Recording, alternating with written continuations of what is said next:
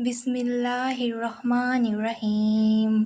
আশ্রয় চাইছি আল্লাহ তাআলার কাছে অভিশপ্ত শয়তান থেকে। আরম্ভ করছি রহমান রহিম আল্লাহ তাআলার নামে।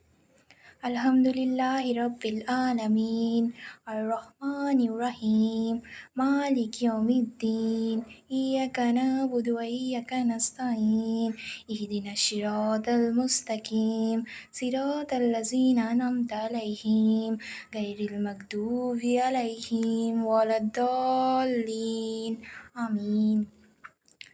সমস্ত প্রশংসা আল্লাহর জন্য, যিনি তামাম জাহানের প্রতিপালক। তিনি পরম দয়ালু, অতি মেহেরবান।